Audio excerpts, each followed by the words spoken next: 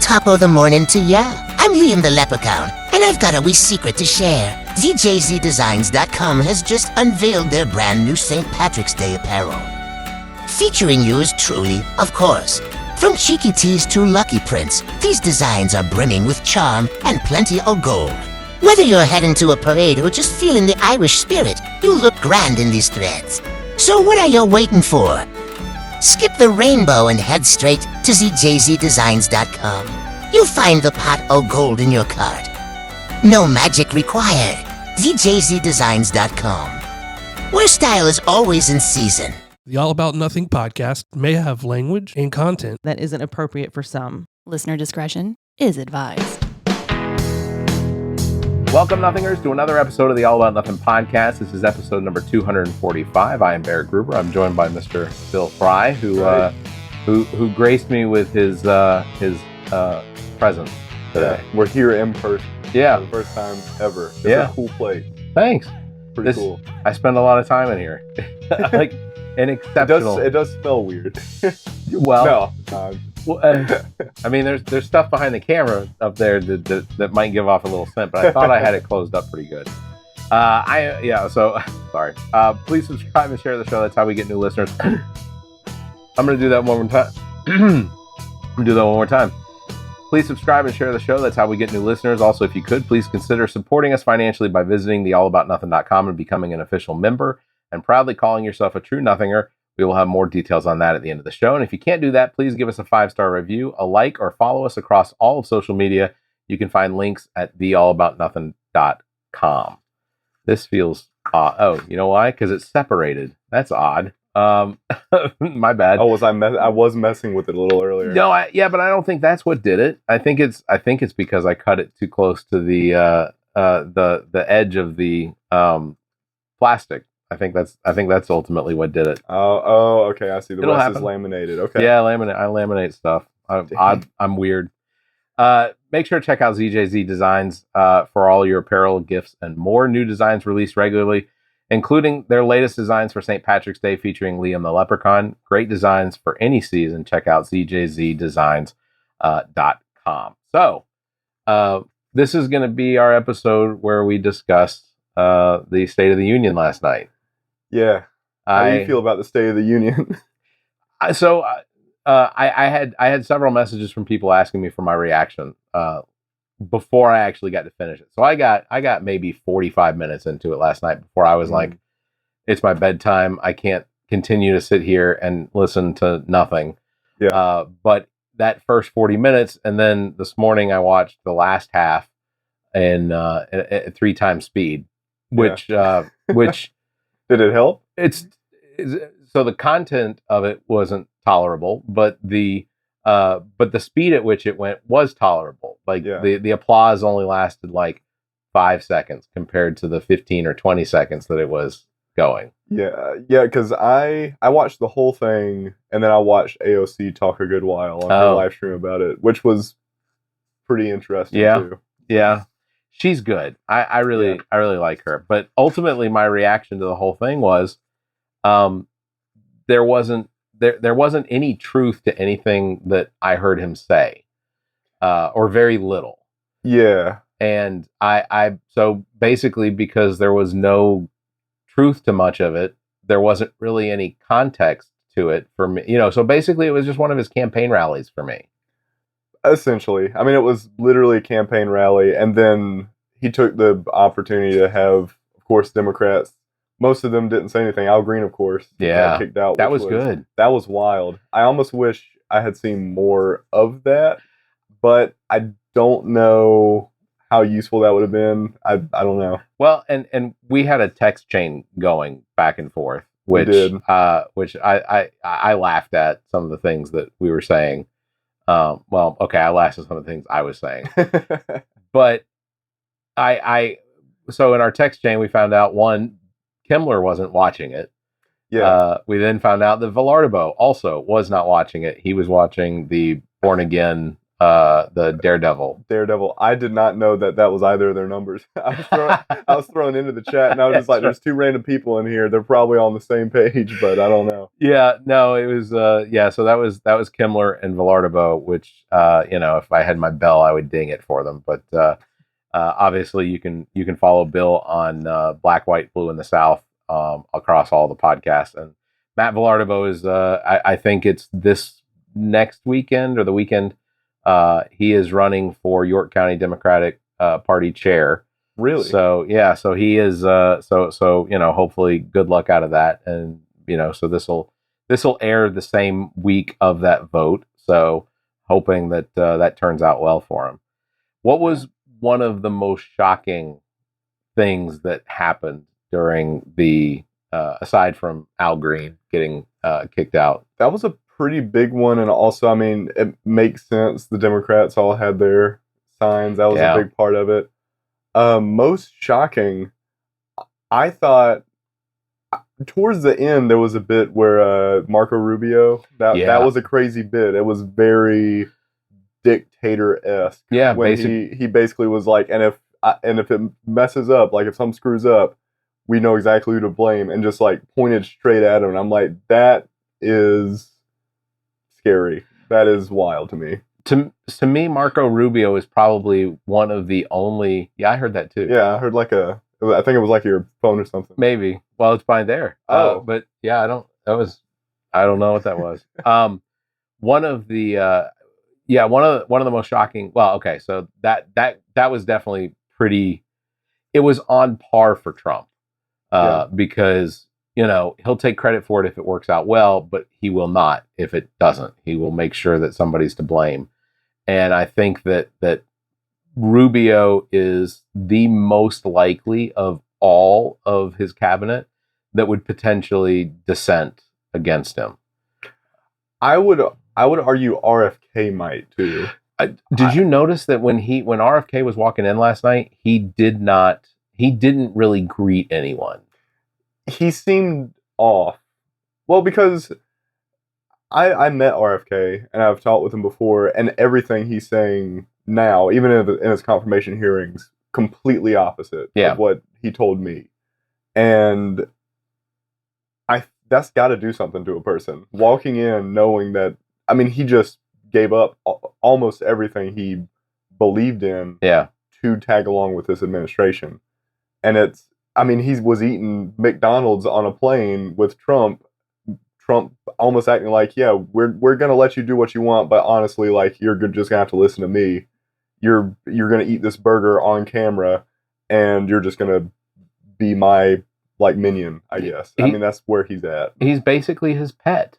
That's what it feels like, for sure. How does being in Trump's cabinet as the Secretary of Health and Human Services benefit RFK in any way, shape, or form? Maybe the only thing I can think of is more recognition than he had before. Okay. That the only thing. Maybe power, but you don't really get a whole lot of power. No. If Trump's your boss. It's an extremely limited grasp for any of his cabinet. I think that Hedgepeth is going to Hegseth. Yeah. Son of a bitch. That was also interesting. Also, Ben Shapiro and Matt Walsh were there. Sorry, I just remember that too. It was the worst of the podcasters. We didn't get an invite. Just so you know. I would have probably gone. I would have definitely gone, actually. I definitely would have gone. And look, I may talk a lot of shit about Elon Musk because, he's not really worth anything to me. Yeah. But I just shook hands with Elon Musk and be like, regardless of the fact that I think he's a moron, he's clearly got some fairly decent business skills because, he bought PayPal and then he sold it for a profit. He bought into Tesla and somehow worked his way up to being named the founder, despite the fact that he never founded it. Yeah. He wants to send rockets to Mars, so he invested in SpaceX and bought his way up to the top of it. He's Neuralink. He didn't come up with that. he bought his way into it. Now he's at the top of it. Yeah, and he bought a cabinet position. I mean, that's kind of what he did. $270 million. A pseudo cabinet position. Yeah. Because I think that at some point there will be enough of these court cases where I think the likelihood is the Supreme Court's going to have to rule just like they did today and basically say, no, you can't do these things. These things, Congress allocated this money for this. Therefore, that's where it goes. The president cannot just unilaterally decide that it's not going to go there anymore. Yeah. And two of the executive orders he signed are just executive orders. I mean, it's not all of them can mean anything other than changing the name of the Gulf of Mexico to the Gulf of America and McKinley. Right? Yeah, Mount Denali became Mount McKinley again. Yeah. But if you read up on your history, Mount McKinley's pretty shit person. Like in the end. Yeah. It's I don't know. I wanted to read some of the things that actually Trump said during the State of the Union, because some of them were either completely unfactual, they were very misleading, or just there's no evidence to support what it is he's saying. Yeah. So the first one, Trump said, "We found hundreds of billions of dollars of fraud." I guess speaking about Doge, which is not. It's possible that they might have, but they haven't provided any proof. One thing that interests me, I actually don't know at all, but I heard him bring up that Arabic Sesame Street thing. I swear I remember watching 3 or 4 years ago that there was like an Arabic Sesame Street.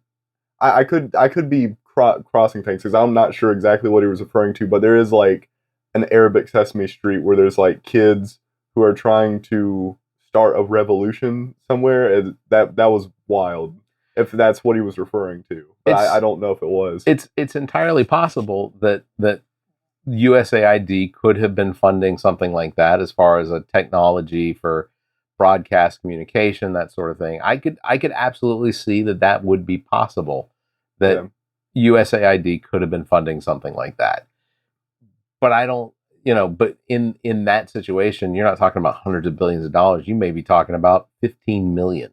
Yeah. Like less than 1% of what USAID had access to. Yeah. So I just, a lot of it comes down to it's just misleading. So this lacks evidence. President Trump called that the Department of Government Efficiency had identified hundreds of billions of dollars in fraud in the federal government, but even Elon Musk's government overhaul team does not support to have found that much of the specific savings. They basically have not said they've found hundreds of billions of dollars. Yeah. They have maybe found. I think at one point they may have found less than $20 billion. Yeah. But that's through terminated grants, contracts, and leases, which Supreme Court's going to wind up ruling on that. Yeah. The likelihood is that money is going to still wind up going where it's supposed to go. So, that's one. During the speech, he also said, "As you know," which is always a tell. Yeah. "We inherited from the last administration an economic catastrophe and an inflation nightmare." Yeah, that one was a pretty strong lie. The economy itself was strong. Inflation is going up, still going up, and it's basically impossible to bring inflation down to make prices lower and lower. It can only be that you can buy the value of the stuff, which is why wages, economists say wages should be increased to make that happen. Yeah, we haven't, our federal government has not done, the workers, the lower income workers to middle income workers, has not done any favors to them by not increasing the minimum wage. Yeah. Also, we didn't hear about that last night. No, we didn't hear about that at all. We didn't hear. He did not mention Social Security last night, which is a little frightening. Did he not? He didn't. Well, okay. He didn't say we were going to keep our hands off of Social Security. Yeah. Well, the thing I worry about with Social Security is that a lot of people on his team, especially, just mainly the Trump administration, has been almost I can see how they're starting to shape how they think Social Security should look to people to make them scared of it, so that they bankrupt it faster, so that they're just done with it. I feel like, and they want to privatize it. That's what it looks to me like it's moving towards. So, and one of the, having worked in Medicare and knowing pretty well the ins and outs of Medicare, both from a customer service aspect, from a provider services aspect, working with doctors' offices to properly bill for the services they provide, and then even up to the technical aspect of the actual code behind how Medicare operates its billing systems. Yeah. It is easily one of the most efficient. It's probably one of the most efficient departments in the federal government. It operates, most years it operates with less than a 1% overhead cost, where the insurance that we have from private insurance, mine through Blue Cross Blue Shield of Massachusetts, operates at a 64 to 67% overhead cost. So only potentially 33% of every dollar that I pay in as a premium is going towards healthcare, where the other 64 to 67% is going towards paying for things like board members' salaries and bonuses and marketing and things like that, or legal services, where it ultimately there's a complete disconnect there, because insurance is for profit, and I don't think anyone should profit off of healthcare. Should we pay our doctors well? Yeah, I think that they've earned the right to be paid well, but I don't see that as a profit. That's an expense of healthcare. Nurses should be paid well. Everyone in the healthcare industry except for the insurance companies, because insurance should be a pool. We pay in, it pays out. That's it. Yeah, there shouldn't be a middleman. No. You pay, and there should be complete and total transparency, and the people who are providing said labor to help you and your family and friends, or whoever, Americans in general, should be paid well. Yeah. I mean, that's it. So behind the camera, we have video of the State of the Union. I'm always disturbed watching Donald Trump go through and shake hands with people. It always makes me feel a little weird. Yeah. Him walking down, it was interesting to see how some of the Democrats responded. Like with all the, of course, they had the signs, they had they just kind of stood next to him and smiled and didn't shake his hand or anything. I don't think anyone was outright rude to him. I mean, it's normal. You could say maybe Al Green. Yeah. But that was also, he immediately, what Al Green was said about the mandate. Yeah, right? he said he had a mandate. And here's the thing. That he had 312 electoral votes. See, that was the first part, was he immediately was just going in. I could be mistaken. I don't know if did Biden do that as when he won, but he just bragged at the very first 10 minutes of it. I mean, no, I wouldn't think he would. I just, no president. Trump is the only one that's ever done that. Like I've looked at some speeches from, like Andrew Jackson, who was a bragger. Yeah. Abraham Lincoln, State of the Union, he only really got one. Maybe, I guess he had one or two, but you don't see Thomas Jefferson. I mean, he gloated, but not like that. It wasn't over like, look at this enormous victory I had. Yeah. And you can't really look at Donald Trump's victory if you have any level of intelligence at all. Even, if I were to ask my daughters and be like, hey, how big of a difference between 75 million and 73 million? What's the difference there? 2 million. Okay. Well, Trump won by like 2 million in the popular vote. Granted, I'll give it to him. He won. But at the same time, Biden beat him by like 7 or 8 million votes in 2020. True. It was, that, and granted, it was, the electoral difference was closer with Biden and Trump, but, I don't think you can look at the Electoral College numbers and say how large of a victory something was, unless it was like Reagan in 84. Yeah. That was a blowout. Well, that was a sweep. One state went blue. Yeah. Right? That was it. What was it, Minnesota? Something like, yeah. I think it was Minnesota or something like that. One of the northern states up there. I can't remember. So it's like, and So again, I can't look at the electoral difference and say that was a huge win or that was a huge loss. I mean, because Biden's was closer, Clinton's was closer. I mean, they were, that was a closer electoral loss win. Sure, but even then, I mean, it was unnecessary to talk about a State of the Union. It was really just a joint session. It wasn't even the State of the Union. We were what? How many days in? Like 30. I guess I don't know, little under 40 something or a little over 50 something. It's not even the actual State of the Union address yet. Yeah, it's like we're like 6 weeks in, and it has been wild every day, literally every day. I had given Kimmler a list of I had created a top 10 like David Letterman's old top 10 bit. Yeah. And ultimately he didn't open with the state of our union is, and that, he just came in and said the golden age of America is whatever is now or something like that. Oh, he just said America is back. Yeah. Oh, that's right. He was just like, America is back. And I'm like, I know Matt Walsh loved that. I know it so much. I'm just like, God. I couldn't take any of it seriously last night. That was one of the big takeaways.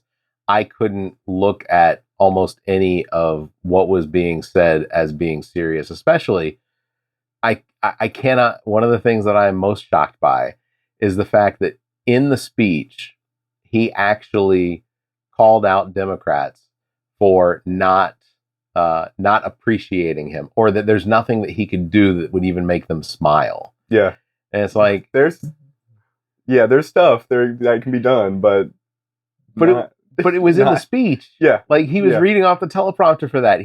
They had to write into the speech, I'm going to scorn the Democrats for not applauding. Yeah. He looked at the Republicans essentially the entire time, and anytime there was something negative, like the evil, he would just use his hand to refer to all of them. And that was, I think it's weird also that in the House for the person that's looking out over the seats, mm-hmm. that the Republicans are on the left and the Democrats are on the right as far as their view. But for Democrats and Republicans, when they enter, they go to the left or they go to the right. Yeah. So I was hoping that was going to confuse them. Trump came off speech a couple times, more than a couple times, more like 10 or 12 times during the entire thing, and I kept hoping it was going to unravel much more than it did, but somehow, and he must have popped a bunch of those Adderall Tic Tacs because he held himself pretty close to the teleprompters. Yeah, no, he was going the whole time. It was very interesting, and that was one of the longest ones we've had. It was the record. It was the longest. It was the longest. It was what 97 minutes or 98 minutes, something like that. Something like that. Close to 100 minutes. But if you take out all of the 30-second like standing ovations, you'd be able to work that back down. Maybe. Yeah, and the interruptions. Yeah. How happy do you think Mike Johnson was to be able to bang that gavel just as hard? Oh, he was going hard back there. It was wild. As hard as his little Keebler elves could hit it. He is our Joe Wilson. Well, I'm sorry, Joe Wilson is our Keebler elf. Mike Johnson is Louisiana's Keebler elf. That's God.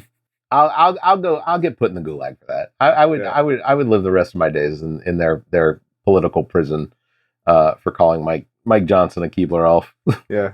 How long do you think you could hold a state? I feel like I could. I would go so hard. I would probably try to go longer. Like what Bernie Sanders filibuster was like 8 hours or something like that. Yeah. And who was Strom Thurmond filibustered for what? Yeah. Segregation, I think, or something in South Carolina. Yeah, 2 or 3 days or something like that. Was it really? I think it was a pretty long filibuster. Yeah. It may not have been 2 days, but it was pretty close to being as long as you could potentially go. And he was pretty well into his 70s, I think, 70s or 80s when he did that. Maybe 80s.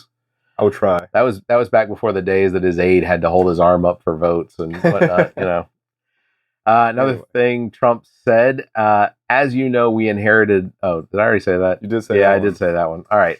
Another thing Trump said, we will take in trillions and trillions of dollars and create jobs like we have never seen before. He's referring to his tariffs. I guess so. And what he did 25% tariffs on China and Canada. And, right? And yeah, Mexico. Mexico. It's just a sweep across the thing. Sweep across the, and then they retaliated. And then also, if I'm not mistaken, he announced retaliation tariffs on those tariffs for April 2nd because he didn't want to be April 1st because he didn't want people to think he was joking. Yeah. And what's ironic about all of that is that he did do so it was Monday that the tariffs it was Monday they announced that the tariffs would go into effect on the 2nd, on the whatever, Tuesday, the day of the State of the Union. And immediately Canada, Mexico, and China all retaliated. Mm-hmm. Today, they announced that he's backing out of the American tariffs. Oh, I was probably working. I've not seen that yet. Yeah. When did this happen? This afternoon, they pulled them back. Oh, okay. All right. So, wow. All right. There's a little diagram going around where it says Trump says he's going to do this. He does it. Things go to hell. He doesn't admit that he made a mistake, but he pulls it back in basically recognizing that he had the power to pull it back or whatever. And it's just a loop. It's do dumb shit happens. Take back dumb shit, and then do dumb shit again. Yeah. Wow. I did not see that. I was working earlier. So that was it. Yeah.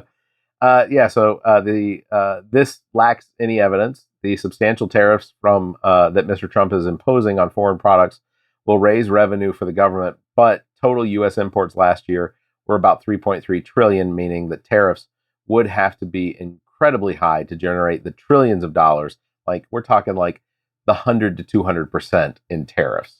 Yeah. On tariffs on imports coming into the country.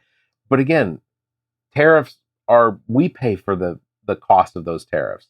Yeah. If they've made it all the way over here from China, the people that have ordered it, that product is going to be, then sold to the American public. That product's already been paid for. China company has gotten its money. The company here has to pay the tariff in order to get that tariff into the United States through customs in order to pay for it. Yeah. So this lacks evidence. The substantial tariffs that he's talking about, it won't raise that much money. So tariffs are not a source of income. They just aren't. No, not for us at least. No, not for the smaller people. companies. I mean, smaller countries, sure.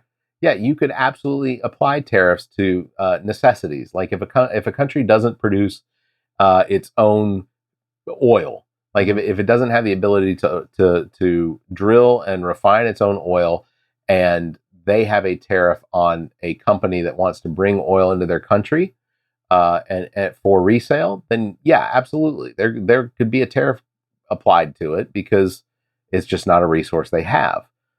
Or you're applying tariffs on products that are from outside the country where they are manufactured for less, and you apply a tariff on it so that American companies that are producing that same product can remain competitive. Yeah. But since 1909 or 1912, we kind of abandoned the tariffs back in the 19 teens, like as a source of actual income, because then we came up with income taxes. Yeah, true. I mean, yeah, that was for sure. I mean, was that not around the time with the IRS? Like that was the whole deal. Yeah. Or close to it, but I think it was Woodrow Wilson back in the early 30s, maybe 20s, late 20s, that he tried to impose tariffs and as a source of income. But what happened was we had the Great Depression, and there was no way that tariffs were ever going to eat away at the debt or the deficit that was created from the Great Depression. So income tax was something that had to be applied, Yeah. And we should pay for the services we have. That's just a fact. We have to pay for it. I don't want to pay more, and I'd like to see it be used efficiency. That's why I support the idea of a Department of Government Efficiency that goes in and does audits. And Democrats should be open to that idea. But this is just not the way. This is not the way a lot of people think it should happen. I think, admittedly, most Democrats are in favor of efficiency of some sort of audit program applied within constraints of Congress, so that it can run audits on departments in the United States. And I've said it over and over. One of the departments that absolutely needs to be audited is the Department of Defense.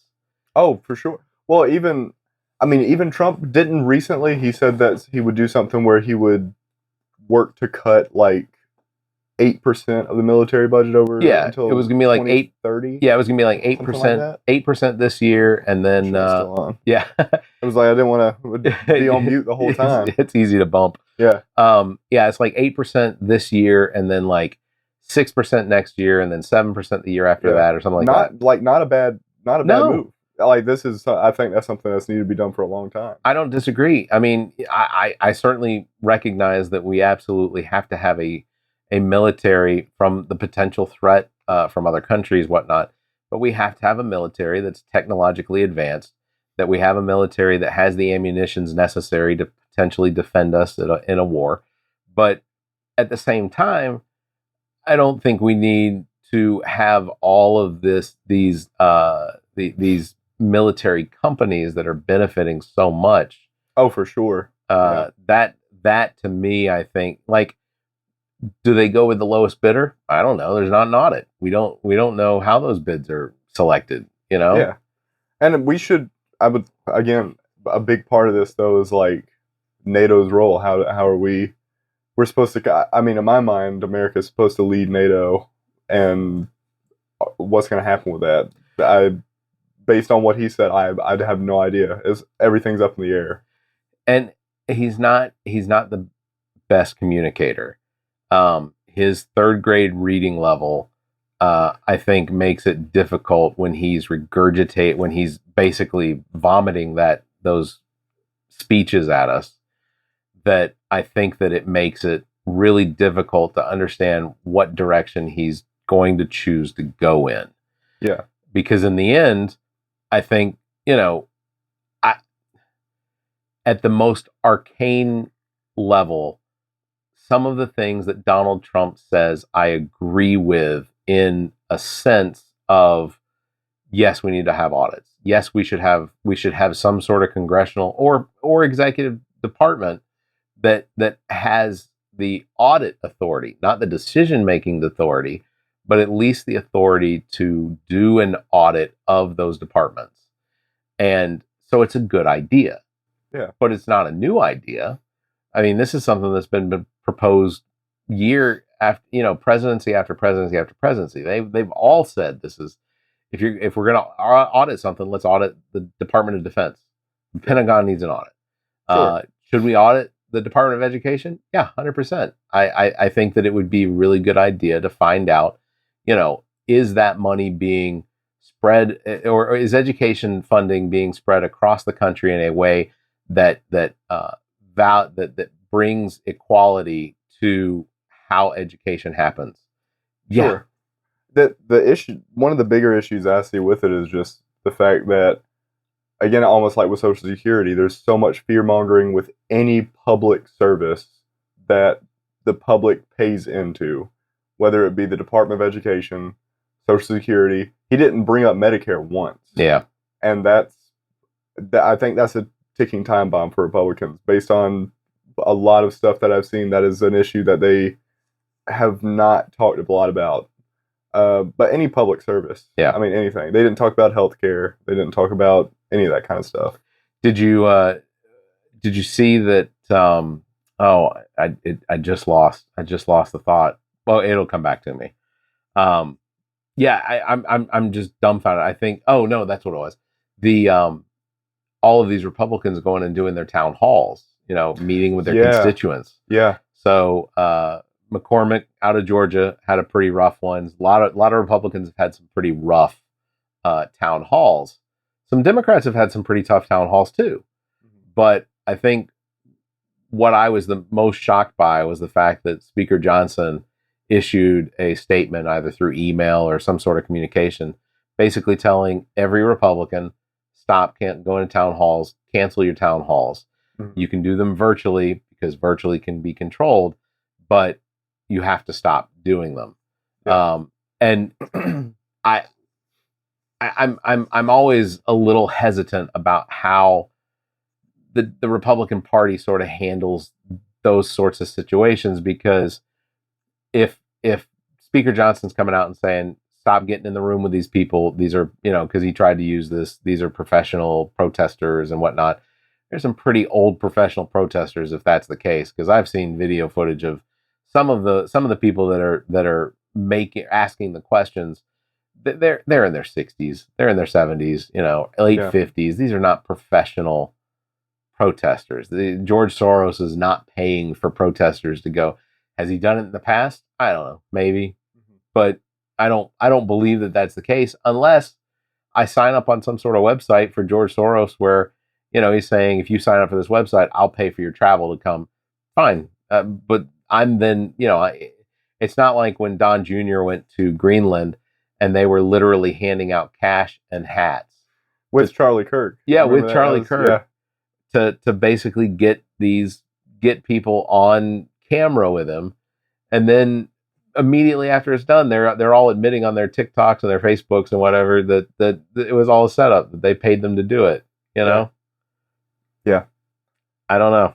It's kind of like the number of people that were they paid to bring to the Trump rallies over the summer before the election, and then they stranded them at one event. They completely stranded almost the entire crowd. They had 6 buses running back and forth from a parking lot to the venue, and at some point they just decided we're not paying the bill, so the bus company said, well, we're not picking anybody up, and it was done. People had to walk something like, in some cases, like 6 miles back to the parking lot. It's insane. Wow. Yeah. Insane.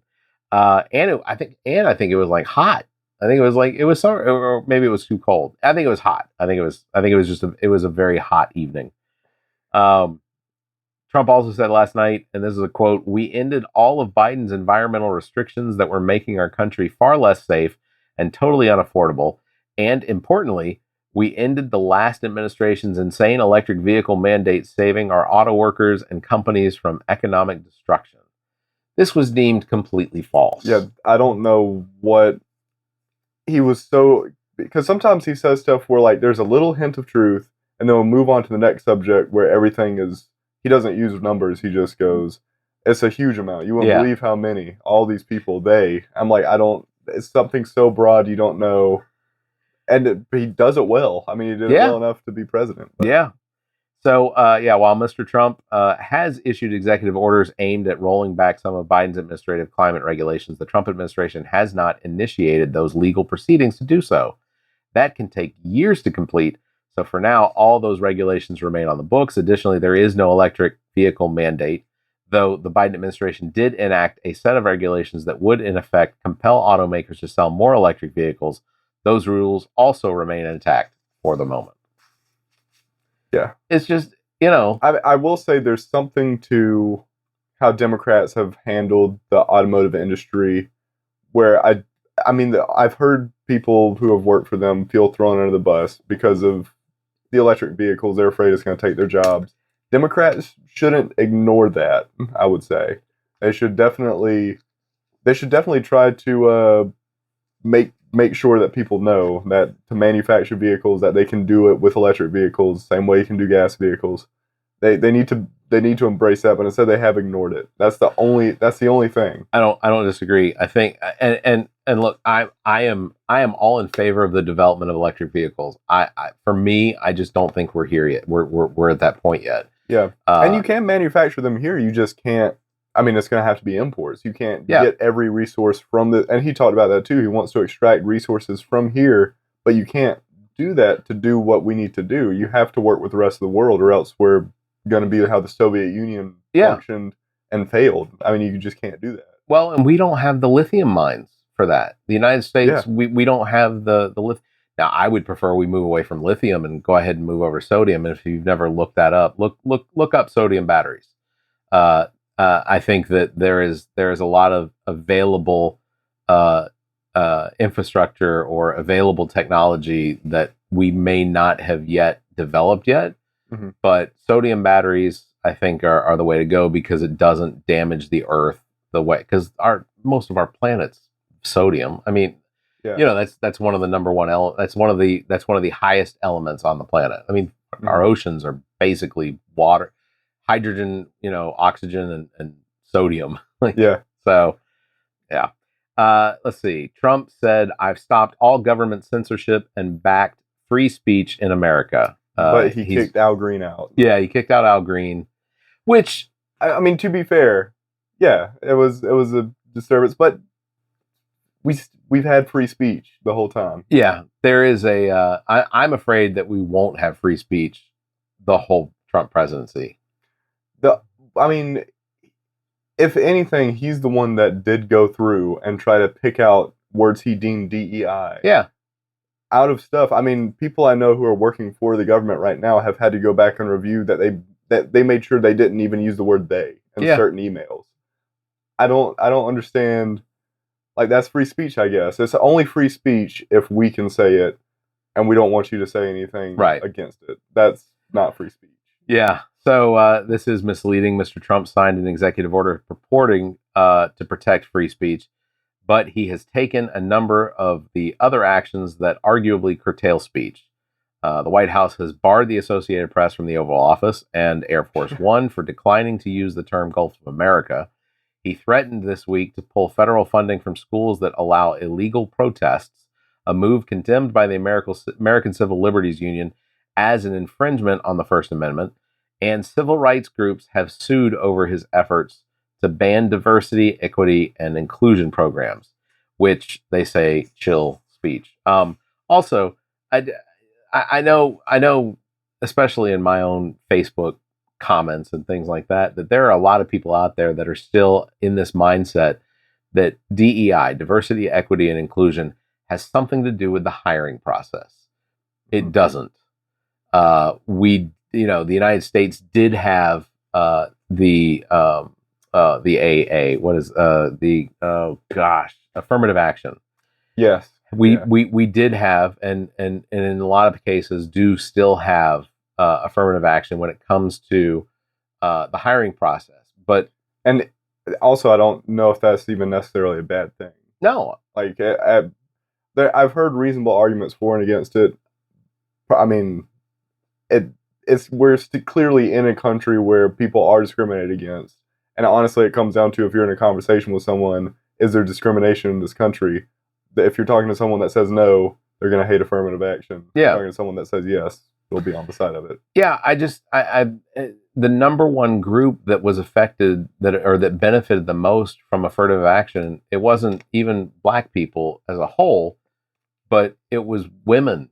Women in the United States benefit from affirmative action more than any other minority group. And women aren't even the minority, but because in the workplace for such a long time, there were very, very few women in the work field, in whatever fields, regardless of talents and things like that. That there just weren't as many women that worked outside the home, and that really changed within the last 70 years. Mm-hmm.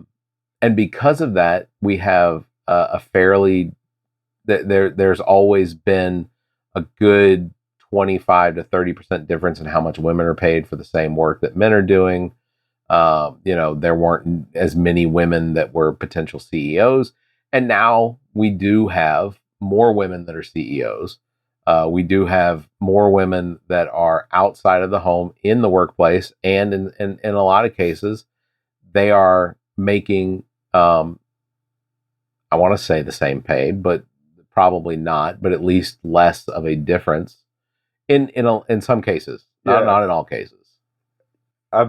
At today's numbers, I don't know the numbers on hand, but yeah, it's better, but could be better.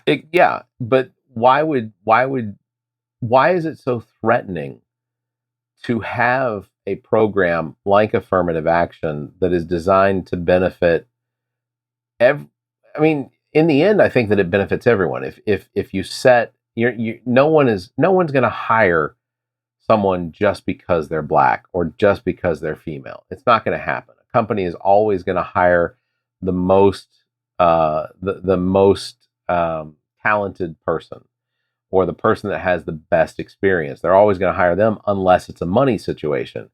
If they're limited in the budget, then yeah, they potentially will hire someone who is similar in experience and talent if they can hire them for less.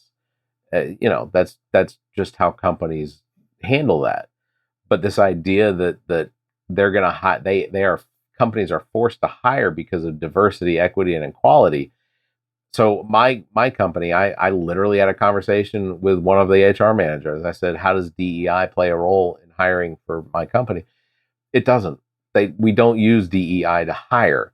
DEI is part of what is the employee experience for the company. So my company, the company I work for, has employee resource groups that for the month of February did several Black History programs where they brought in a number of speakers that we would get to listen to and ask questions of. For March, they're doing a bunch of presentations on women in history and women in the workplace and women, that's part of it. But also diversity, equity, and inclusion also handles things like making sure that the bathrooms are accessible for someone who is potentially either in a wheelchair or they are on crutches or something like that, which could be anybody at any point. You fall down at home and you have to have your foot in a boot for a week. You want it to be a little easier to be able to go into a bathroom. So the companies have, inclusion processes and procedures that handle that sort of thing. Yeah. And that's what it's about. So anyway, that I'm constantly dumbfounded by the fact that anyone could potentially just ask their employer, how does DEI affect the employee experience where you work? They'll give you the answer. And 9 times out of 10, DEI has nothing to do with the actual hiring process. It's crazy. Let's see. Trump said last night, we suffered the worst inflation in 48 years, but perhaps even in the history of our country. As president, I'm fighting every day to reverse this damage and make America affordable again. Again, just goes back to the tariffs. Yeah. President Trump on day said that on his first day in office, he would lower inflation. He would lower the price of eggs. He would make America affordable again on day one. Yeah, didn't happen, unfortunately. I wish that had happened. Yeah, that would have been amazing. So economists warn that some of his policies may actually do the opposite. That fear centers in large part around the tariffs Mr. Trump has decided to impose on the United States' biggest trading partners. On Tuesday, he put in place a steep set of tariffs on Mexico and Canada, having already raised new penalties on China. Tariffs of this aggressive nature are expected to not only raise prices for U.S. consumers, but also hurt growth. So we're going to see. So the GDP for the United States was on track to be less in the first quarter in 2025, but because we've been sitting somewhere around 3% or 3.4% or something like that. And the expectation was it was going to be at 1. Well, it came out yesterday and it was around -3 or -4. So we went well under that line. Yeah. Which means the United States isn't making as much money. That's exactly what that means. And again, we don't even have a whole lot of data yet. Yeah. We've seen that because it's like 1 month really. They're still looking back at some of the previous months' stats. We really only have 1 month to work with, maybe 2. You could argue at this very moment. Well, and these are the quarterly releases. Like this is the information that comes out every quarter. So from January 21st until the first day of March, our GDP dropped, and it dropped significantly. When the tariffs went into effect yesterday, we saw, so Monday, the stock market was down. I think it lost 600 some odd points on the Dow Jones. And then on Tuesday, it was like another 550 or something like that. Mm-hmm. So there was a tweet that Trump put out apparently back in 2012 that any president in office that sees a 2-day loss of at least 1,000 points on the stock market should be impeached immediately. And that's what just happened. Your play, Mr. Trump. So he also said last night, Joe Biden especially let the price of eggs get out of control, and we're working hard to get it back down. Yeah. Very misleading. Misleading. Avian flu definitely caused a large portion of that. Still happening. Yeah. Still happening. Hasn't gotten under control.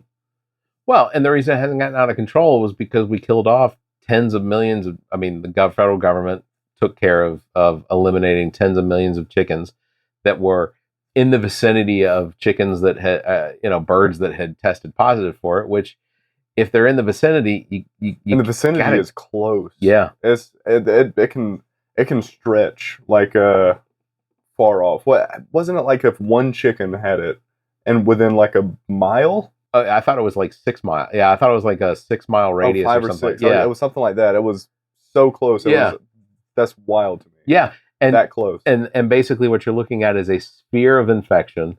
And then if you have another one in, near the edge or outside of that, then you have another sphere of infection. And basically it just spreads around. So hence they had to burn off, tens of millions of chickens. Yeah. So because the prices did soar during Biden's administration, but that's because of the bird flu H5N1, which has been, decimating poultry flocks in the United States, which of course, supply and demand. If you don't have the supply and the demand is there, the price goes up. That's economics. He said also, our goal is to get toxins out of the environment, poisons out of our food supply, and keep our children healthy and strong. Very misleading. So far, the Trump administration is doing the exact opposite of getting toxins out of the environment by loosening or potentially loosening regulations handled by the EPA. And I'll just say this. If you're watching this in West Virginia and you get your water out of a creek or you get your water from a well, the Trump administration is actively working to make sure that you get sick, that you get cancer, you get sick from some sort of a disease from drinking basically the sludge water from mining that's up creek from you. I'm not saying that they're doing it on purpose to poison you, but that's going to be the effect, is that we are going to have more people with cancers from drinking toxic water. Yeah. Also, we pulled out the WHO organization and the Paris Climate Agreement. Oh yeah. Several other things that did help. That's one of the craziest things about the World Health Organization is we have to give them a year's notice that we're pulling out. So we're technically still in the World Health Organization for a full year. Yeah. And you can't just yank yourself. It's like the Paris Accord. Mm-hmm. Like I think one of the things that really this in line with this, he said that that he pulled us back out of the Paris Accord. Mm-hmm. He said it was because it was costing us hundreds of billions of dollars. I need proof. The Paris Accord is not actually costing the United States almost anything. It's basically a way of enacting small changes to potentially not raise the temperature, like 1 degree Celsius or 3 degrees Celsius, something like that. 2, actually, I think it's 2. But that's the whole thing, is it's an agreement by all of the countries to try and bring about policies that will that will benefit the environment. Yeah. Has nothing to do and you can create green sector jobs for that. If that means, and I know he hates windmills. I know he hates windmills. They kill the birds. They kill the birds and they give people cancer from the sound. The woo woo. I'm still dumbfounded by that. That is such an old man thing to say. Like your elderly grandparents and that your grandmother says that at Thanksgiving. That's what that is. That is what that is. It's such a weird thing. Let's see. He said last night 1.3 million people from ages 150 to 159 and over 130,000 people, according to Social Security database, are over the age of 160 years old.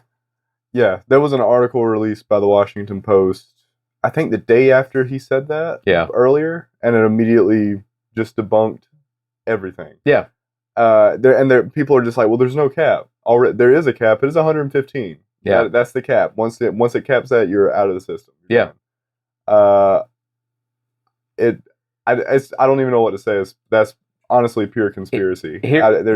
Here's the problem. A lot of people that are over the age of 100, even some people that are over the age of 95, they were born somewhere where a birth certificate wasn't readily available to be filled out at their birth.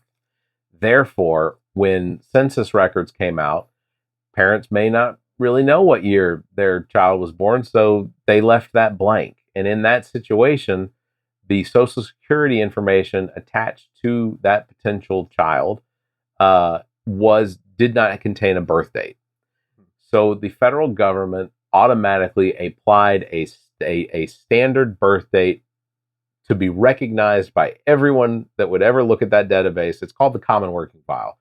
The Social Security, Medicare, where they both work out of what's called the Common Working File. And that Common Working File basically has all of the information that's attached to our Social Security numbers. I used to work I had secret level clearance to access that Common Working File when I worked in Medicare. And it is, if you saw a birth date in the 1870s or whatever, you automatically knew that this was someone whose birth date wasn't available when Social Security started, and they started collecting that information. So that birth date, it's just an automatic default date. Mm-hmm. No one looking at that information looks at that and goes, that dude's 160 years old. Why? First of all, they're not getting checks. They're not alive. They're not getting checks. 115 is the cutoff. Also, if you make more than $170,000 a year, once you hit that $170,000 in your pay, you stop paying Social Security tax. Yeah. They talk about wanting to fix Social Security so that it will last for everyone. Raise that. Go ahead and move that up to $500,000 or something like that. Sure. Also, the removing the tax on Social Security. Sure. Negotiable. There's stuff in there where it's like, I can see the idea. I get the tax on tip things. It's just encouraging thing. I think that's more of a step towards encouraging stuff like not increasing the minimum wage, right? Sure. It's like, well, we're gonna do no tax on tips, so we're gonna keep tipping. We're gonna really buy into the tip culture. And it's like, what are we doing? We're having people, like, if I'm paying for a meal, is it really up to me to decide? I don't know if I didn't really care for this person's service, so they're not going to be able to eat tonight because they're being paid sub-minimum wage. I'm not going to tip them. Yeah. And it's up to me to I think that's just bad. Around. I do too. There's actually a restaurant here in Columbia. It's a pizza place that's over off of Main Street that doesn't allow for tips. You don't pay tips because the employees get a cut of the sales from that night. That's how they do it. And the pizza's outstanding. Yeah. And if I could remember what it's called, I was about to say, what is it? I want to know. I'll have to pull it up after because my phone is. Oh yeah. I keep forgetting this isn't an actual camera; it's your phone, right? That's crazy. That's because the iPhone 15 has ProMotion recording, and it's just yeah. I'm going to be completely honest. I don't know what ProMotion means. It takes decent pictures. I say decent. Samsung, I think, takes better pictures. Let's see. So, yeah, the Social Security database, the whole Doge thing, and Social Security, completely asinine. The whole argument is just absolutely stupid. There aren't people at 160 years old that someone is defrauding the government and they're getting Social Security checks. It's not happening. It's absolutely not happening. The last one that I thought was pretty outrageous. Countless other nations charge us tremendously higher tariffs than we charge them. It's extremely exaggerated. Yeah, I don't know. I didn't know those numbers offhand. Again, he was so broad. I don't Yeah, so the United States does have lower average tariffs rated than most countries globally, but the rates are fairly similar to those of other wealthy nations. America's average tariff rate for all products is about 3% compared to with 4% for Canada, Japan, and the United Kingdom.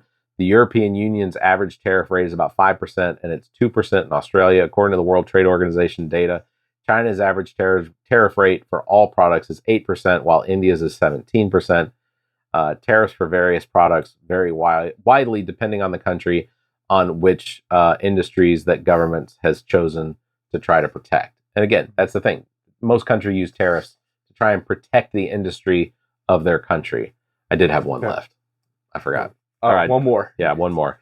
I think it's been 59 minutes. Actually, I have two left. Which one do I want to go with? Trump said today's interest rates took a beautiful drop, but beautiful... Oh, okay, that's the one I wanted to do. That's the one? I mean, you could skim over both real quick. Yeah, that's true. Today, he said this last night. Today, interest rates took a beautiful drop. Big, beautiful drop. It's about time. There's no context for that. Yeah, I don't know what... Didn't provide any context. The U.S. government borrowing costs have fallen sharply in recent weeks. On Tuesday, the yield on the benchmark 10-year note, which is the interest rate that investors are demanding to buy that bond, took another big step down. It fell to its lowest level since October before reversing course later in the day. Tariffs. Okay. But the reason for the drop is perhaps not one that Trump should celebrate. The decline has come as investors have become spooked about the outlook for the economy, because most economists now are starting to predict that by the fall we will see a recession. That is very likely coming. And then the last one was we withdrew from the corrupt World Health Organization. Oh yeah, and the World Health Organization is not corrupt. Like every dime that they get from every country in the world that provides money to the World Health Organization is used to prevent the next pandemic. Yeah, they've just recently, I think it was a year. It's probably been a year, but like what made Ebola vaccines. Right? Yeah. So it's like, they're working on stuff. It was weird, but now it's not. At least for 3 years. Yeah, roughly. It's maybe it's hard to wrap my head around just how dumb some of these things are said, and how with at least 40% of our population he completely gets away with it. Like last night was a campaign rally. The State of the Union was just a campaign rally. I just to wrap it up, I will say what I really would have liked, because there's no point in the Democrats sitting there. I would have preferred that all of the Democrats gotten up and walked out of the chamber. I thought about that for a second, but I don't know. I don't know if it would have been the most efficient thing, because then it would have looked like, maybe it could have looked like they lost harder. Maybe it would have looked weak. I don't know. I don't know for Democrats. I think that if it had been done in unity, it would have looked strong. But because like Ocasio-Cortez, she sat out. Yeah. You had Senator Murphy of Connecticut. He sat out. I don't think he was there. Al Green was kicked out. We had a couple Democrats, I think they got up, took their jackets off, turned around, and they walk out when they showed resist? I think they did. I saw that. I don't know. I don't know if those were those just Democrats. I couldn't catch it. I saw they did that, but yeah. But ultimately, in the end, I think that would have been that to me. Everyone, obviously your own opinions, but I think that it would have sent a message to the country to say that. It would have sent I just don't know, because it would have sent a message. I don't know how they would have taken it though. That's a trickier one for me. Yeah, I don't know I don't know what call that would be if I had to make it. Well, and because I would have, like, if I were a representative, I probably would have gone and been there. I don't know. I'm trying to put myself in the shoes of someone who was there. I don't know. Well, so I want to see Democrats not supporting anything unless it's good for the country. Mm-hmm. Same as Republicans. I don't want to see any Republicans supporting anything that's not good for the country, like not good for the people of the country. And I don't know that either party is really sending that message because the Republicans are wrong about what they think is going to benefit the people of this country, or at least what it is they're trying to sell to us. And the Democrats don't really seem to yet have a cohesive message that is going to actually resonate. I feel like they do have a message that they could grab for, but that's the dirty part of the Democratic Party that I think is many of them are bought and paid for. Many of them own corporate stocks. Many of them have been lobbied to hell. I mean, that's the dirty part of the Democratic Party. Many of them are elitists and they've been bought and paid for. Yeah. And there's a message to grab, and it is for the people, the workers, the middle class, lower class people of this country. And have they grabbed at that? No. Maybe three or four Democrats I can think of. Well, we're entering. We are still within Donald Trump's first 100 days. Day 75. Yeah. As crazy as you can potentially make it, what do you think day 75 looks like? He's probably going to rename some stuff. Wouldn't be surprised if Greenland becomes Red, White, and Blueland. I could see it happening. Okay. He only has to get Google and Apple to change their maps, right? Yeah, I think that's it. That's it. That's literally it, yeah. He could rename China something. I don't know. He could rename Russia something. He might even rename Ukraine something. I don't know. Ukraine, I don't know. I mean, he froze all the stuff. Yep. Zelensky wants to talk more. There was that whole debacle. I don't know. I can only hope with him or any president that it's not World War III. Yeah. Yeah, I think it's scary. I think the first 6 months of his presidency are really going to determine the path of democracy in the United States. It definitely seems as though he is trying to work his way towards a democracy-free America. That he, he's being a little subtle with the whole, I should be the president for a third term. Yeah, some people are like always joking. I mean, number one, I don't think a sitting president should joke about that, even if he was. So far, even our checks and balances, which seem to be pretty far right, have kept him in check. Yeah, to an extent. Will we still have democracy? Maybe. Literally everything's up in the air. After November, everything has been up in the air. Yeah, I think that is one of the things, however, that we are going to. I think we're going to continue to see Republicans here and there, the ones that were never always Trumpers. I think we're going to continue to see some of them start to dissent a little bit from the Trump. I mean, the House can't pass the budget. Yeah. Then you have the spending cap, or the debt ceiling. The debt ceiling. I personally think that we should get rid of it entirely. I'm on that side of it. Yeah, but I don't disagree. Only because all it does is basically create a situation where the United States will potentially say, we're going to continue to take on debt. Yeah, we're just not going to ever pay for it. We're not going to be responsible for it, and that lowers our credit rating. Also, they get TV time for it. That's correct. That's a big part of it. It's literally a carnival every time I see it. Democrats are like, oh, we have this thing. Republicans, this thing. It's like you want to put all the Americans on edge. It's every single time. It's like a whole month. We don't know what's going to happen. I will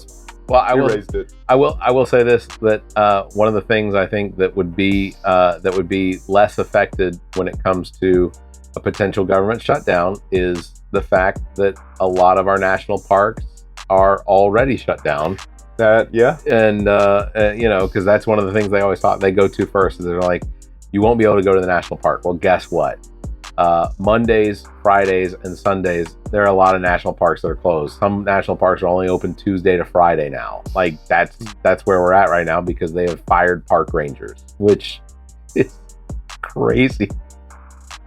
It's just crazy. I don't know why you would go after park rangers, but yeah. Hey, look, I think it was somebody that was filming at Yellowstone that was talking about. He said, I'm the only park ranger on duty, or it may not have been Yellowstone, but he said, I'm the only park ranger on duty. We're about a month and a half away from fire season. Yeah. And it takes about 20 park rangers to spot fires in a park this size. And he said that there's only one of us now. That, if and I come back to, he doesn't want to import lumber from Canada anymore.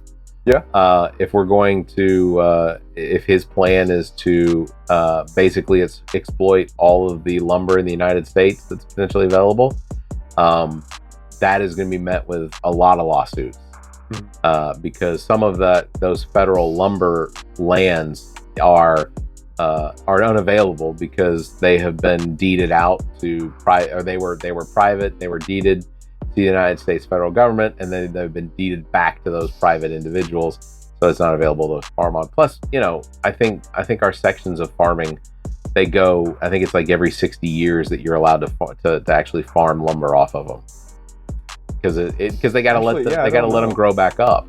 Yeah. I don't know. I don't know. Yeah. I don't know. No. Look, it's the dumbest timeline. We're in the dumbest timeline. But I guess we're gonna wrap it up because otherwise Bill and I will just sit here and talk, and you all will probably. I said we could do the Bernie Sanders filibuster. We could do it for about 8 hours. On that bombshell, I think we're going to wrap it up. That was episode number 245. Thank you, Bill, for being here. Yeah, thanks for having me.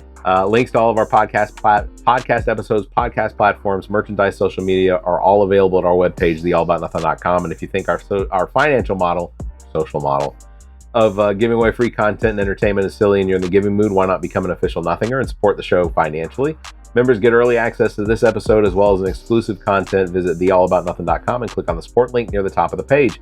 You can subscribe monthly at a varying level of membership tiers or click on the tips link at the top of the page to give a one-time donation. If you'd like to be a part of the conversation, you can do that. You can call, leave us a message. Call 803-672-0533. You can call you can email us, the show at theallaboutnothing.com, or you can join our Discord server. Again, links all available on our webpage. That's going to do it. You all stay safe, be kind, and keep your hands to yourself. The All About Nothing podcast is a product of Big Media and produced and engineered by me, Barrett Gruber. Thanks to Cake for our intro music, Sick of You. You can follow everything Cake the band at cakemusic.com. Thanks to Muff the producer for our outro music. You can follow Muff on Instagram at Muff the producer. I am Barrett Gruber. You can follow me across social media by visiting Linktree/Barrett Gruber. You can follow Zach King on social media at GarnetKing07. Want to support the show? Visit our webpage at theallaboutnothing.com and become a member. There are several tiers available that give you early access to episodes as well as exclusive content. To find links to our social media, podcast platforms, and merchandise to support the show as well as past episodes, visit theallaboutnothing.com. If you'd like, you can be a part of the show. Email the show at theallaboutnothing.com, or you can call our number and leave a message. Dial 803-672-0533. If the time between these episodes is more than you can handle, check out our sister shows, including What the Pod Was That with Carrie, Zach, and myself, Welcome to Wonderland with a me, and Black, White, and Blue in the South with Dr. Jameel Brooks and Bill Kimler. Please subscribe and share this show. If you're on YouTube, please hit the subscription button and punch that notification bell. Thank you for listening, and hear us next week.